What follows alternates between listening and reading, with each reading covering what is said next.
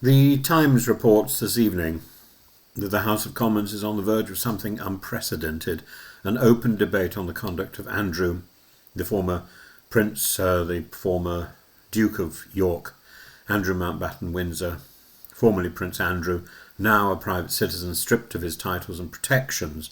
For the first time in living memory, MPs will be able to speak freely about a member of the royal family who no longer enjoys, therefore, immunity under parliamentary convention. It is a moment of constitutional symbolism, moral reckoning, and public accountability rolled into one.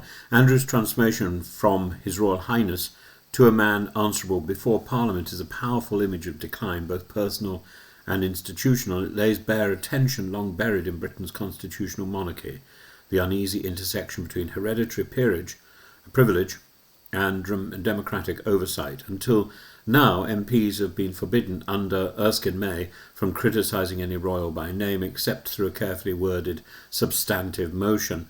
But as parliamentary clerks have confirmed, that shield disappears once the individual ceases to hold royal status. In short, Andrew is now fair game. The Lib Dems, led by Sir Ed Davey, intend to seize the opportunity. Now, the Lib Dems, of course, could do so much if Sir Ed Davey was replaced. Sir Ed Davey brings the Lib Dems into question because of his connection with the Horizon software scandal. And I think given the failure of the present Conservative Party and the present Labour Party, the Lib Dems have every opportunity. Their planned intervention now is not simply prurient curiosity, it's a test of modern accountability. Questions abound. What public advice, if any, have ministers offered to on the terms of Andrew's departure from Royal Lodge? What role has the Crown Estate played in determining the size of his compensation, rumoured to be in the hundreds of thousands?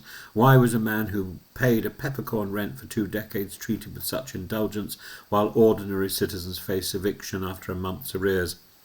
These are not questions of gossip, but of governance, and the government is reluctant to grant time for debate, pleading that Parliament should focus on more important issues. Yet this is precisely why a debate matters. The monarchy is publicly funded. Its properties, whether Clarence House or Royal Lodge, belong ultimately to the Crown Estate, a national institution generating billions in public revenue, and if one of its tenants, formerly royal or not, receives favoured treatment, then Parliament has both the right and the duty to inquire. Transparency is not disrespect, it's the oxygen of constitutional monarchy. There's also the transatlantic dimension. The letter from the United States Congress inviting Andrew to give evidence on his relationship with Jeffrey Epstein deepens the pressure for openness. The notion that an American committee could question him while his own Parliament remains silent is intolerable.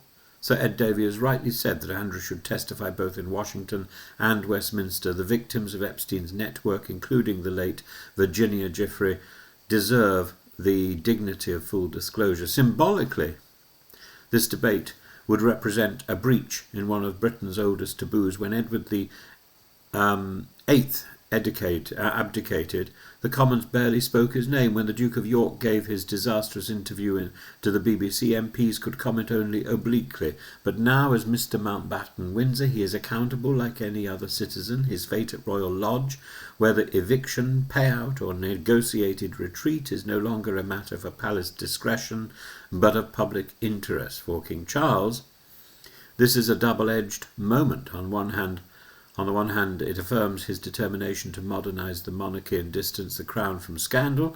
On the other, it exposes how entangled the royal family remains in the machinery of state, and by removing Andrew's titles, the king has effectively invited Parliament to fill the void of moral authority. What was once whispered in drawing rooms will now be spoken in the chamber. And the likely outcome is that a debate will indeed occur, not this week perhaps, but soon, and the Liberal Democrats can use an opposition day to force ministers' hands.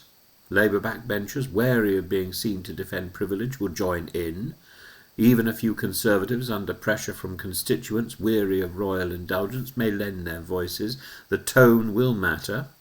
The most effective speeches will frame this not as an act of royal denigration, but as a step towards mature constitutional hygiene.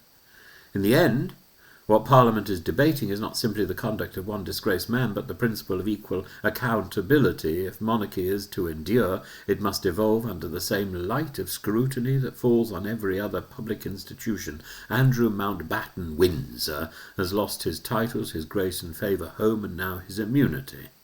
What remains to be seen is whether Britain's elected representatives have the courage to speak his name, and in doing so, to affirm that no one, however once exalted, stands above the public interest.